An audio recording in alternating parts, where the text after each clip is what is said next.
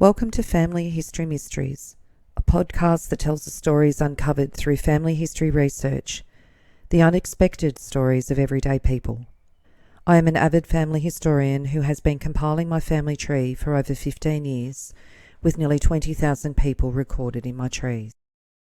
And please put a review on my podcast. That will certainly help in getting the word out there and creating more listenership. Episode 248. The Bogus Doctor.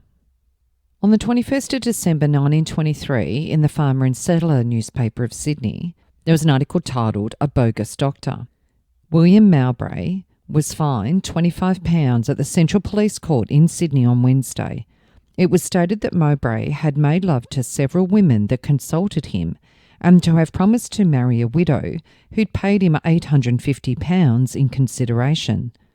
Mowbray, who has taken the title of Dr William De Vale, was stated to be a married man with children.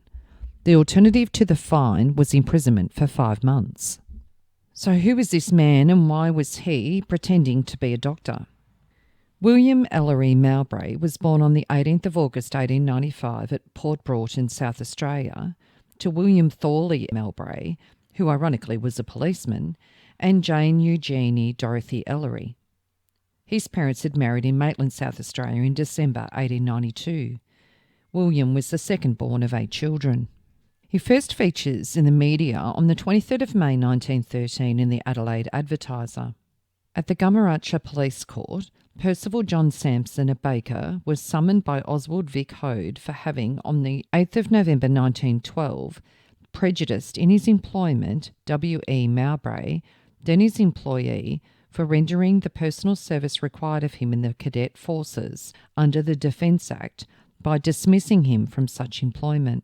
Mowbray, aged 17, gave evidence that on November the 8th, while in the stable, he said to the defendant, "I suppose you know I have to go to drill tonight."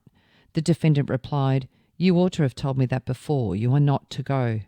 The witness said, "I am going to drill, and that ends it." Sampson replied, "If you go to drill, you finish up this day week." The witness said, "Thank you." He attended parade, and as soon as he got home, he worked in the bakehouse with his uniform on. He left on the 15th of November. On the 14th of November, Sampson offered to reinstate the witness at 10 shillings a week. Previously, he was getting 15 shillings a week and his keep. The witness refused the offer. On the day the witness left, Sampson asked him if he would like to go back and work as usual, but he declined.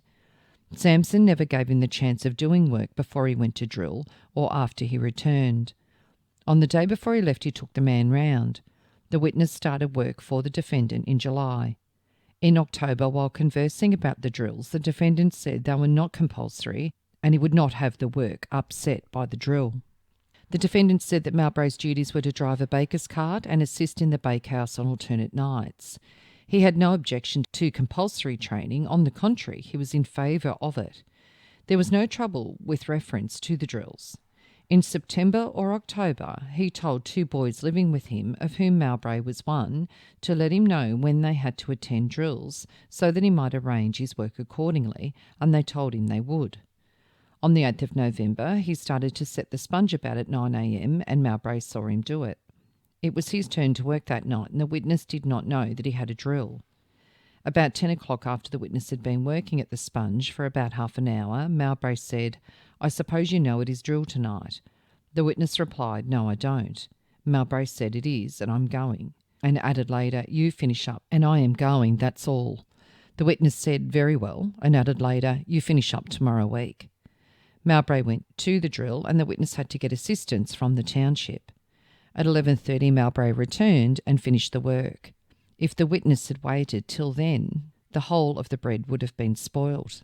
The next morning, the witness asked Mowbray if he would do the work after he came home from drill, if he was kept on. Mowbray replied that he would not. He also refused to come a few hours earlier in the morning and do it, or before he went to drill. The witness said, "You are absolutely no use to me." At the request of Mowbray's father, he gave the boy a good testimonial.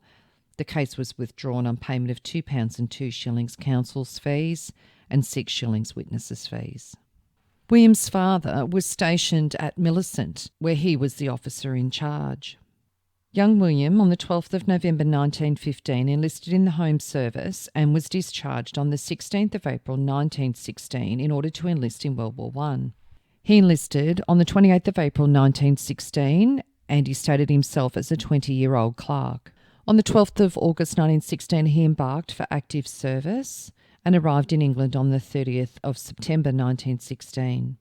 On the 24th of April 1917, there was a court-martial hearing held at Chelsea Barracks. There were 3 charges: absent without leave from the 26th of February 1917 to the 2nd of April 1917, committing a civil offence by obtaining money under false pretences, and obtaining money under false pretences.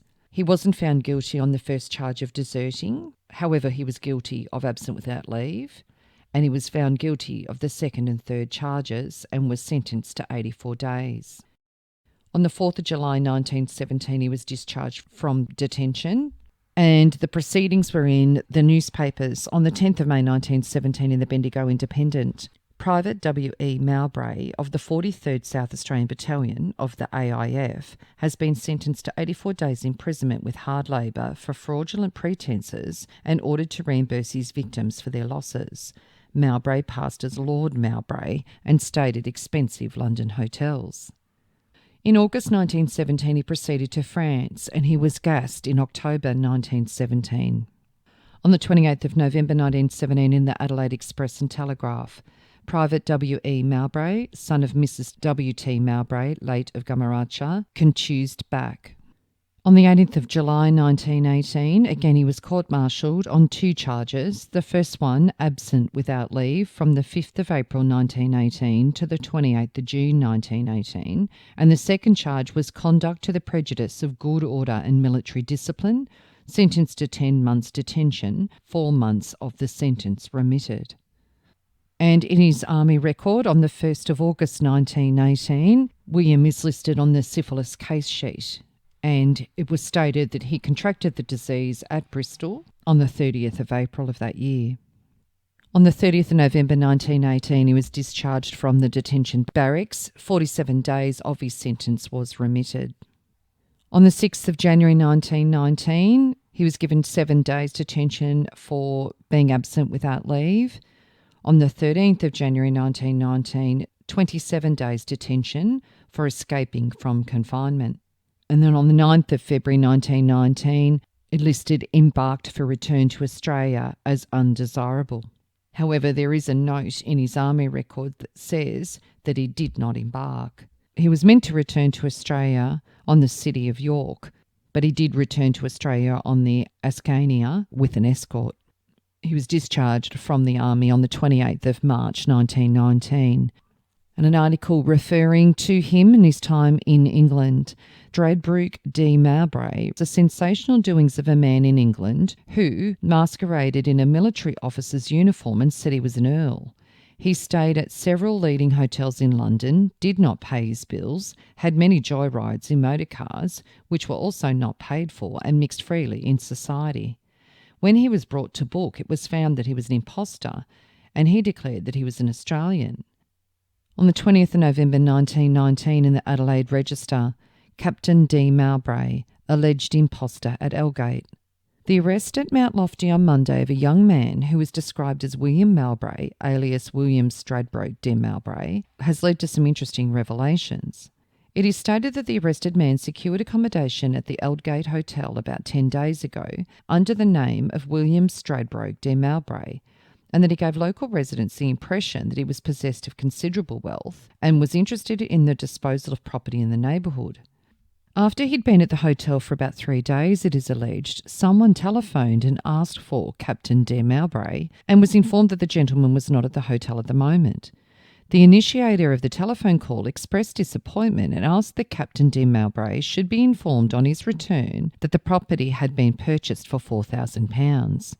It's now suggested that this was a bogus message telephoned by Mowbray himself, who is also stated to have influenced local sentiment in his favour by the promise of generous support to a sports club, amongst other organisations. On Thursday last, affairs took a serious turn, for jewellery worth about £45 disappeared from a bedroom at the home of Mrs. Cayley Smith, the florist of Aldgate. It is stated that Mr. Smith did not inform the police until Monday and that on Saturday Mowbray went to Murray Bridge. Prompt inquiries at that place showed that a man answering the description of the suspect had disposed of certain items of the missing jewellery for £10, and on Monday evening Mowbray was arrested at the Aldgate railway station on a city-bound train. The arrested man was before the Stirling magistrates on Tuesday on a charge of theft and was remanded until the next day when he appeared.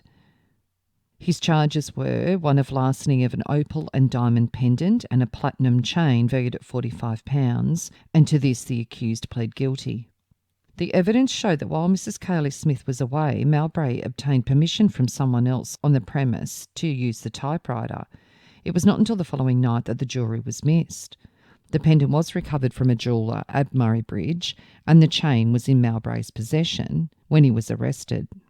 In admitting the theft, Mowbray pleaded that he had lost heavily on the races and was in need of money, and he had intended to redeem the necklet.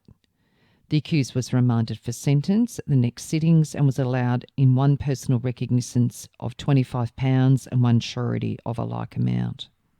2 days later, in the Adelaide Chronicle, a Hills sensation, charge of stealing jewellery, arrest at Murray Bridge.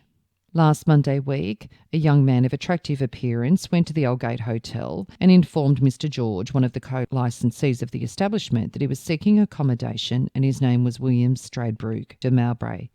He had no luggage and was a boarder at the hotel until Saturday when he left for Murray Bridge. During his stay, he gave a favourable impression. He was affable and gave the impression that he was wealthy and was a descendant of a noble family. Constable Mounted Jackson found Mowbray at Mount Lofty in a train which was on its way to the city. The constable made a search of the train and discovered him in the lavatory of the first-class carriage. He was arrested and taken to Stirling West Police Station. The name Stradbroke de Mowbray recalls the sensational doings of a man in England about 2 years ago that masqueraded in a military officer's uniform and said he was an earl. The man arrested at Mount Lofty is alleged to be identical with the Bogus earl. It is stated that he actually admitted as much and that he returned from England to Australia last Easter. So on the 19th of January 1920, William Mowbray was committed on the offence of larceny in a dwelling house and received 12 months hard labour. On the 21st of January 1920 in the Adelaide Register, Lord Mowbray, A Soldier's Romance.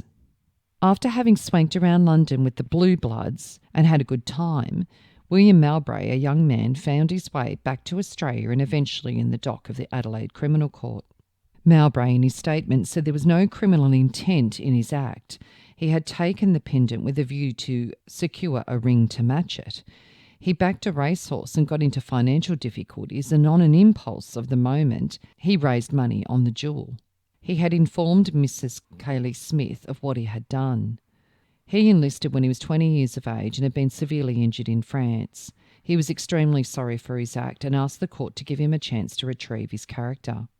Colonel Charles Butler, who commanded the 43rd Battalion in France, said the accused was a member of that unit and his conduct had been entirely satisfactory. However, he did say that he had not known that the accused had returned to Australia as an undesirable. He had heard that he masqueraded in England prior to going to France as Lord Mowbray. Captain George King, area officer of Prospect, said Mowbray's conduct in France had been of the very best. The witness had heard of his escapade in England under the name of Lord Mowbray, but he'd never heard that he'd been returned to Australia as an undesirable. Mrs. Keith of Kersbrook, by whom Mowbray was employed in 1914, said she always found him to be trustworthy. It was requested that the provisions of the Offenders Probation Act be extended to this man, and His Honour said, "Certainly not. You need not pursue that request." Then there was an appeal made to His Honour for clemency on the account of the youth of his client. Mowbray, in reply to His Honour, said that he masqueraded as a lord in England. He'd been engaged as a stenographer to Colonel Logan. A Maori had passed himself off as a Maori prince and had a good time. The accused said, "I wish I were in his shoes." He was advised to try masquerading. He got leave, went to London and called himself Lord Mowbray. He wore the uniform of an Australian private all the time. He did not undertake the venture for gain. He played a fair hand of cards. He gambled and was lucky. He lived at an ordinary boarding house, and he did no harm to anyone, although he mixed up with some royals. He had done 56 days of military detention as a result of his escapade. His Honour asked, "How did you return to Australia?" He said, "I came in the saloon and had a good passage." Further questioned by His Honour, Mowbray denied that while in detention in England he had induced the sergeant of the guard to let him out without an escort on giving his word of honour to return. Someone who called for him in a motorcar told the sergeant that the accused was wanted at headquarters. That was said to get him away. He did not return and was subsequently arrested, and he was not in uniform at the time. He had masqueraded as an officer and had worn an officer's uniform. His lawyers said that he had received punishment for those misdemeanours in the war. His Honour explained that the offences were more than military escapades. He acted as an imposter. His lawyer then rebuffed with, he foolishly misrepresented himself to have a good time. William Mowbray must have gained some remittance and an early release, as on the 20th of November 1920 he married Constance Vale Nielsen in Petersham, New South Wales, when he was 25 and Constance 23. He stated on the marriage certificate he was a commercial traveller. Constance had been born in Birkenhead, South Australia, in August 1921 in the New South Wales Police Gazette at Waverley. Stolen between the hours of 10 a.m. and 6 p.m. on the 27th from the residence of William Ellery Mowbray, Wandarooma, Brighton Boulevard in Bondi. William and Constance had a child, Kenneth Clare Mowbray, on the 4th of December 1921 in Sydney. Very soon after their son's birth, in the New South Wales Police Gazette, William Mowbray, alias William Shadbrook de Mowbray, 26, charged with assuming the designation of a constable, also with assaulting Constable Ryan, has been arrested by Sydney Police. Fined or 3 months hard labour on the first charge, sentenced to 3 months hard labour, cumulative on the second charge. On the 2nd of August 1922, again in the New South Wales Police Gazette, William Mowbray, alias William Shadbrook de Mowbray, charged with stealing a diamond ring valued at £20, the property of Lily Bowron, has been arrested by Sydney Police and committed for trial at the Court of Sessions. In 1922, his New South Wales jail record stated he was using the alias of William Stradbroke, and he stated he was an advertising agent. On the 25th of January 1922, he was charged with vagrancy. He put in an appeal on his conviction for assaulting police and assuming the designation of a police constable. On the 11th of October 1922, however, this was dismissed. His photo appeared in the South Australia photo book as William Mowbray or Shadbrook, house thief. On the 28th of February 1923, he was charged in the Newtown Police Court for not paying appeal costs of £3, 6 shillings and 6 pence. There was going to be 7 days hard labour. On the 4th of July 1923, there was a letter written to the Army. Dear Sir, I have to acknowledge receipt of your communication to inform you that on account of the reason for your discharge from the AIF, the Standing Medals Board has ruled that you automatically forfeit all right to the award of war medals. So William had written in requesting his war medals, and at that time he was living at 8 Middleton Street in Stanmore, Sydney. On the 4th of December 1923 in the Sydney Daily Telegraph, William Mowbray, 34, was charged at the Central Police Court yesterday with having illegally used the title of Doctor of Medicine between the 1st of October and the 2nd of December this year. Mowbray, it is alleged, used the alias of Dr William De Vale and pled not guilty. A remand was asked for by the police on the grounds that many inquiries still had to be made owing to the serious nature of the allegations against Mowbray, and he was remanded until the 11th of December with bail granted with a surety on himself of £40. The defendant presented a dapper appearance in flannels, navy blazer and white shoes. He was in a limousine near the beach when the waiting detectives arrested him. It is said that there will be additional charges. There are complaints by a widow of a loss of £550 and another woman of diamonds worth £100. The defendant is alleged to have been engaged to a girl at Manly, where he was arrested, and to a wealthy woman at Darlinghurst. He is a married man with 1 child. A detailed article on this crime featured on the 30th of December 1923 in the Brisbane Truth. Says a Mr. Jones had been the owner of a valuable residential property at Darlinghurst, but some months ago sold out the business to the widow who'd just come from Queensland. The sum paid by the widow for the residential ran into many hundreds, and then her stock of ready cash was far from depleted, and she boasted of the fact.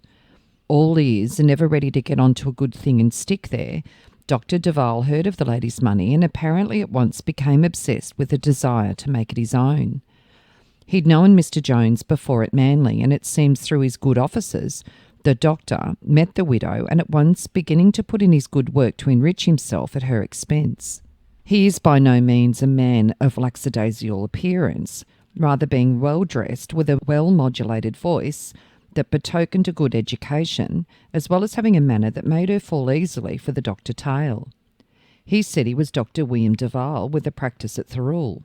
She listened intently, and when he put over a tale of love, she took the bait, hook, line and sinker. With the ice broken, he lost no time at getting in her purse. "By the way, dear," he said to her one day, "I'm short of a few pounds, would like the loan of some money. My mother was killed recently, and I've been expecting her estate to be fixed up. When it is, I will be getting my share, which will run into 4 figures. Such was the widow's opinion of him that she did not even think twice with the request, and signified her pleasure by fixing him up with the money straight away. So it was that he received his first instalment of £15 from her, but that, large as it was, did not last long, for a couple of days later he backed in his card again for some more, but for a more extravagant sum this time. He wanted £50, and without demur she gave it to him. That went the way of the other, and some days later he came back for more. This time he made no excuse. 'I don't want to be borrowing so little. Will you advance me £100? As her banking account had been made smaller by the sum of £165, perhaps she thought about it this time and suggested something in exchange. He proposed marriage, and the accused bought her a diamond ring with her own money. A Dodge motor car next came in his scheme of things, and he informed her that he'd arranged to buy it.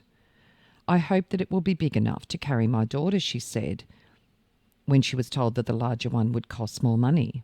"What about another £100? He queried carelessly. "I owe £30 on the car, and the balance would pay for a dicky seat in the back."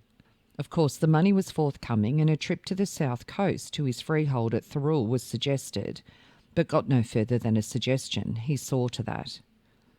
In the meantime, Mr. Jones had bought a flat at Manly on the Esplanade, and one day Dr. De Vale showed it to the widow and flaunted it before her eyes, intimating that Jones would sell the flat for £250 and thought it would be a good idea for him to take it instead of going back to Thirroul and his south practice, and he would sell out. Naturally, she agreed and expressed the opinion that it was a splendid idea. She backed up her thought with her hard cash. Shortly after that, she advanced him another £100 with the warning that he ought to be careful because the funds were getting low.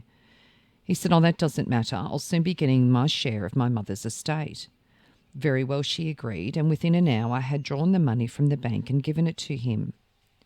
Now it happened that while he was paying attention to the widow and her money at Darlinghurst, he was also playing another string to his bow in a flat at Manly, where he lived with Mr. Jones, with a pretty young lady that was 20 years old, who fell for his charms and the name of Dr. De Vale as easily as he duped the other lady. To impress them all in the Manly flat, he used to drive along in a big blue limousine car with a stethoscope stuck carelessly in one of his pockets. As a matter of fact, it was never out of his possession and helped greatly in what he did. On one occasion, Mr. Jones was suffering from a cold, and the doctor offered to treat him. An examination was made in Jones's bedroom, and then said the doctor, "I find nothing wrong with you. You are all right." Another time his Manly friends were treated with a little electric battery, bought, by the way, with some of the widow's cash. Mrs. Jones received treatment, as did the young lady, Dr. De Vale himself occasionally touching himself up with contrivance, probably to show the efficacy of electricity. By this time the maiden had fallen in love with him, and he proposed marriage to her, fixing the happy event for the same day as the wedding ceremony between himself and the widow. Sometimes he could not get away to see the little lady in the village, and usually informed her that he was detained on an urgent case and would see her later.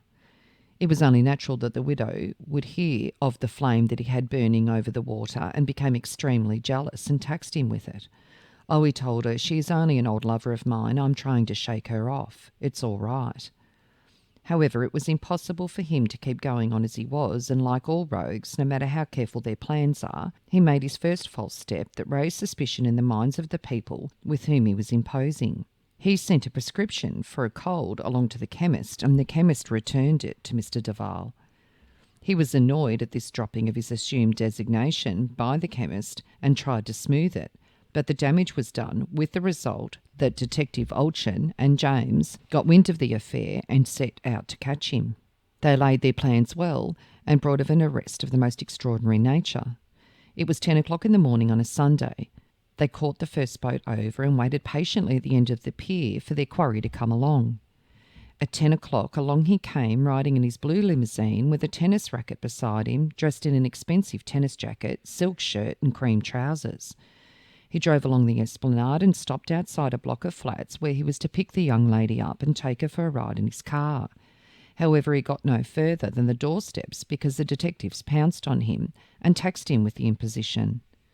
"We've been informed that you've been keeping company with a young woman here," said Elphin to him, "and it is stated you intend to marry her in a fortnight's time under the name of Dr. De Vale." "You've certainly been informed very well," he admitted. A search of the car revealed his stethoscope and a pair of gloves used by doctors. "You have found them," he said despondently. "The game is up." "The pity of it is that he has a wife and child living at Stanmore." The police went to his home there and in a room found the whole of the widow's jewellery and a bank book showing that he had £20 in the bank, which appeared to be the last of the £850 gained from the widow in various sums. His end as Dr William De Vale was inglorious, as his fraud was impudent. When brought before the central bench, charged with using the designation of a doctor when he was not entitled to the name, he had no fight left, and neither did he have a lame excuse. He pled guilty and was fined £25, or the alternative of 5 months in one of His Majesty's prisons, not under the name of William Mowbray, nor under the name of Dr De Vale, but under a number. It seems that the man must be criminally inclined, for his police record shows a previous conviction of 12 months for stealing in a dwelling, whilst he had also been convicted for having assumed the designation of a constable at one time. And he was tried on the 26th of November 1926 on 3 counts of false pretences, and he received 3 months hard labour on each charge, concurrent. It was the 9th of March 1927 in the New South Wales Police Gazette in Sydney, where it says a warrant's been issued by the Children's Court Bench for the arrest of William Ellery Mowbray, charged with wife desertion. He's 31, 5 foot 7 inches high, stout build, dark complexion, black hair, brown eyes, clean shaved, scar on forehead over left eye, a salesman, the complainant Constance Mowbray of Petersham. And in April 1927, it announced in the Police Gazette that William Ellery Mowbray has been arrested on a warrant for wife desertion by the Sydney Police. He was ordered to pay £1.10 per week for the support of his wife and child, respectively. Identical with the offender, William Stradbroke and William Stradbroke. From 1930, Constance was living alone, other than in 1949 when she was living in North Sydney with her son Kenneth. Kenneth enlisted in World War II on the 10th of July 1942 at French's Forest, New South Wales. He listed his mother as his next of kin and was a jewellery salesman at the time of his enlistment. He did not serve overseas and was discharged in June 1946. Kenneth died in June 1951 and his death notice was in the Sydney Morning Herald. June 23rd, 1951, Kenneth Mowbray, dearly loved husband of Christine and father of Robert, dearly loved son of Constance Mowbray of Northbridge. And another feature in the New South Wales Police Gazette. In North Sydney, Children's Court, William Ellery Mowbray disobeyed the order for the support of his wife and child, £250, 10 shillings and 8 shillings costs due, issued on the 8th, 39, 5 foot 10, stout build, 14 stone, dark complexion, dark hair brushed back, large brown eyes, dark eyebrows, clean shaved, high forehead, square face, artificial teeth, may have a scar on spine, a clerk, salesman, traveller, commission agent or bogus doctor, addicted to drink, frequents racecourses. And then on the 30th of May 1934 in the Police Gazette, the Provisional Central Bench, W.E. Mowbray, a male, alias William Stradbrook, obtained the sum of £10 at Adelaide on the 23rd of March 1934 by false pretences. 38 to 40, 5 foot 9 or 10 inches high, 13 stone, dark complexion, brown hair and eyes, high forehead, thin face, clean shaved, scar on left calf, over right eye, under left nostril and on back of neck, an advertising agent. And on the 18th of August 1934 in the Adelaide News, arrested on year-old charge. Arrested in Melbourne earlier in the week, William Ellery Mowbray, formerly of Adelaide, appeared in the Adelaide Police Court today on the charge of having, on the 23rd of March 1933, unlawfully obtained £10 from Gordon Roy Fulston by means of a valueless cheque. Mowbray was remanded until Tuesday. Bail in his own bond of £80 and 2 sureties of £40 was granted. And a little over a month later, in the Adelaide Advertiser, a charge against William Ellery Mowbray, salesman of Rose Park, of having passed a valueless cheque was dismissed by the magistrate in the Adelaide Police Court yesterday. Mowbray said that he began to do business with JJC Pierce Limited about 12 months ago, the witness to obtain all his goods from Pierce's and to sell them to whoever he could. As he started in business without capital, he made arrangements with Mr. Pierce to cash his cheques and hold them there until there was enough money in the bank to meet them. Up to the present, all the cheques which had been cashed had been honoured, and although it had been a long time in meeting this cheque, he intended to make it good. When questioned in Melbourne by Detective Herman, he did not think he told him of the arrangement with Pierce. He may have told him that he had something to explain when he got back to Adelaide. He thought Mr. Pierce would be able to substantiate his statement about the cheque arrangement, if called. In William's Army records, he'd written to them and stated that he was living in Henley Beach near Adelaide and in brackets unemployable. William enlisted in World War II on the 1st of July 1940 in Adelaide. He stated he was a minor and single. He said he'd been born in Kalgoorlie on the 18th of August 1900. He was discharged as medically unfit on the 14th of August 1940, so pretty much didn't make a start. No doubt they would have looked into his previous military history. In 1943, he was living at Unley in South Australia and worked as a munitions worker. A second son was born to William, Dennis Robert Mowbray, on the 15th of October 1944. In family trees, Constance is listed as his mother, although this is unlikely. Dennis, from February 1950 until December 1952, was a ward of the state, and his guardian was listed as Joyce Mowbray, who was a waitress at the time. And then in February 1953 through to December 1957, Joyce Amelia Mowbray was listed as his guardian, but also his stepmother in this record. In 1994, in the Commonwealth of Australia Gazette business list, it lists Dennis Robert Mowbray as living at Salisbury East, South Australia, and is an invalid pensioner. Dennis died on the 15th of November 2005 in Pennington, South Australia. And William Ellery Mowbray died at the age of 58 in 1951 in Coburg, Victoria. On the 21st of May 1958, there was a mention in the Army records. Dear Sir, Mrs. Joyce Amelia Mowbray, widow of William Ellery Mowbray, was recently referred to Legacy, but before we can enrol her with the club, it will be necessary for us to ascertain if her late husband had service overseas or in a prescribed operational area. And as we know, I'm sure the response would not have been favourable for Joyce. I'm unable to find a marriage record for William Mowbray marrying a Joyce Amelia. However, she's stating that she is married to him, and I would assume that Joyce actually was the mother of Dennis Robert Mowbray and possibly either didn't marry officially or didn't marry until after Dennis's birth. So the interesting story of the bogus doctor. If you are interested in sharing your story on my podcast, Family History Mysteries, please go to my Facebook page and send me a message. If you would like some assistance in filling in the gaps in your family tree to see what mysteries you solve, please get in touch. And don't forget, you can have early access to episodes by subscribing, and you'll also gain access to bonus episodes.